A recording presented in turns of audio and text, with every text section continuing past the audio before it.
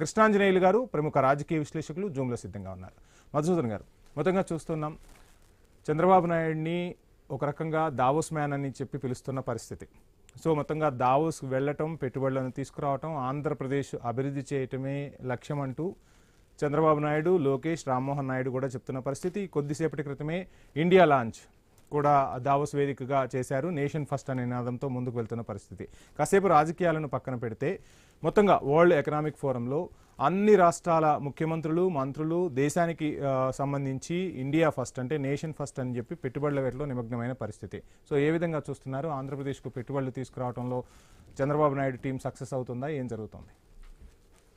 వంశీ గారు, ఫస్ట్ మీకు, టీవీ యాజమాన్యానికి, అదేవిధంగా ప్యానల్లో ఉన్నటువంటి కాంబోజీ వెంకటేశ్వర్ల గారికి, కంచర్ల విజయభాస్కర్ రావు గారికి, తేజ వెంకటనాయక్ గారికి, అన్న కృష్ణాంజనేయులు గారికి నా నమస్సమాంజలి.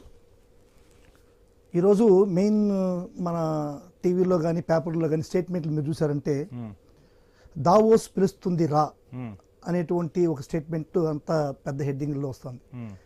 కానీ ఈ స్టేట్మెంట్కి ఒక ఎక్స్టెన్షన్ కూడా ఇవ్వాలి. దావోస్ పిలుస్తుంది రా, ఏపీని అమ్ముదాం కదలిరా అనేటువంటి ఒక స్టేట్మెంట్ను కూడా మనం వెనకాల జోడించాల్సిన అవసరం ఉంది.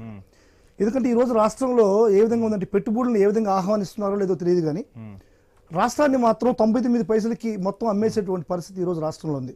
అదేమని అడిగిన విలేకరులను కూడా మీలాంటి వాళ్ళు ఎవరైనా అడిగితే అది నా ఇష్టం, నేను 99 పైసలకి ఒక చదరపు అడుగు కాదు, ఒక ఎకరా కాదు, మొత్తం ల్యాండ్ 99 పైసలకి పెట్టుబడులు రావాలంటే కంపల్సరీగా అంటే ఒక చిన్న సబ్మిషన్.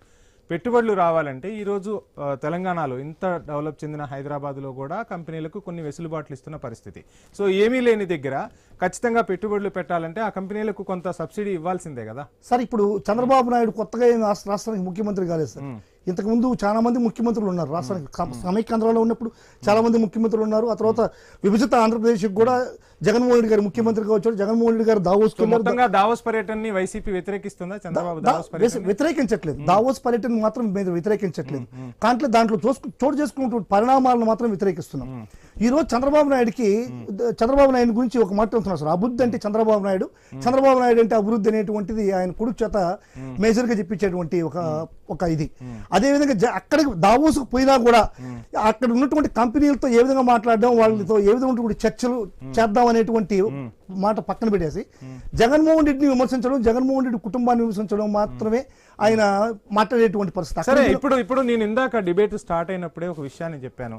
అక్కడేమో నేషన్ ఫస్ట్ అంటూ ఉంటే, నేషన్ ఫస్ట్ అంటే ఒక రకంగా ఇండియా డెవలప్ అవుతుంది, భారతదేశ ఆర్థిక వ్యవస్థకు సంబంధించి కూడా మనం చాలా ముందుకు వెళ్లాల్సిన పరిస్థితులు కనిపిస్తూ ఉన్నాయని చెప్తూ ఉన్నప్పుడు నేషన్ ఫస్ట్ అంటున్నారు. అన్ని రాష్ట్రాలు ఎవరి ప్రయోజనాలు వాళ్ళు చూసుకున్న పరిస్థితి. ఆంధ్రప్రదేశ్లో ఎందుకు ఇంకా ఒకళ్ళపై ఒకళ్ళు విమర్శలు చేసుకోవాల్సిన పరిస్థితులు ఏంటి? మీ హయాంలో దావోస్ పర్యటనకు వెళ్ళలేకపోయారు. ఒక రకంగా చెప్పాలంటే అమర్నాథ్ అక్కడ పరిస్థితులు చలి ఎక్కువగా ఉంటుందని కూడా చెప్పిన పరిస్థితి. సో ఏంటి అసలు మీరు వెళ్ళలేదు, వాళ్ళు వెళ్ళారు, పెట్టుబడులను తీసుకురావాల్సిన బాధ్యత ఆంధ్రప్రదేశ్లో లేదా? చంద్రబాబు నాయుడు దావోసుకు పోయిన పరిస్థితిని గురించి ఎవరు మాట్లాడలేదు సార్. దావోసుకు పోయి ఆడ సాధించింది ఇప్పుడు దాకా, ఇంతకు ముందు కూడా ఒకసారి దావోసుకు వెళ్ళాడు, ఇప్పుడు దావోసుకు వెళ్ళాడు. ఈ మధ్యలో చెప్పకుండా ఎక్కడికి తెలియదు, ఒక వారం రోజులు చెప్పలే చంద్రబాబు నాయుడు వాళ్ళ కొడుకు ఇద్దరు కూడా చెప్పకుండా కొన్ని పర్యటనలు కూడా చేశాడు. చెప్పకుండా పోయిన పర్యటనలు ఏంటనేది ఆంతర్యం ఇప్పుడు దాకా రాష్ట్ర ప్రజలకు కానీ ప్రభుత్వ యంత్రాంగానికి కానీ చెప్పిన పరిస్థితి లేదు. ఇప్పుడు దావోసుకు పోయాడు సార్.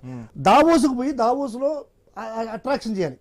చంద్రబాబు నాయుడికి ఒక డిజార్డర్ ఉంది సార్. చంద్రబాబు నాయుడికి ఆ డిజార్డర్ ఏంటంటే తను ఒక మాట వింటాడు, ఆ వినిన మాటని తనే సృష్టించిన మాదిరిగా ఆ మాటని ముందుకు తీసుకెళ్తాడు అనమాట. సపోజ్ ఆయన ఒక మాట మొత్తంగా వైసీపీది, టీడీపీది, ఆంధ్రప్రదేశ్ అయినా వేరే అంతర్జాతీయ వేదికలైనా జాతీయ వేదికలైనా ఎక్కడైనా ఒకరిపై ఒకరు విమర్శలు చేసుకోవడం తప్ప ఆంధ్రప్రదేశ్ ప్రజల బాగోగుల గురించి నేను చంద్రబాబు నాయుడు గురించి నేను విమర్శ చేయడానికి రాలేదు సార్. ఇప్పుడు 18 నెలలో 23 లక్షల కోట్ల రూపాయలు మేము పెట్టుబడులు తెచ్చామంటున్నారు. ఎక్కడ తెచ్చారు పెట్టుబడులు? ఏ కంపెనీలు మనకు స్టార్ట్ అయినాయి? 2 కంపెనీలు స్టార్ట్ చేశారు. గూగుల్ అనేటువంటి కంపెనీని, అదేవిధంగా గ్రీన్ కో అనేటువంటి కంపెనీ. గ్రీన్ కో అనేటువంటి కంపెనీని జగన్మోహన్ రెడ్డి చేశాడు అనేటువంటిది సాక్షాత్తు లోకేష్ ఇంతకుముందు కామెంట్ చేశాడు.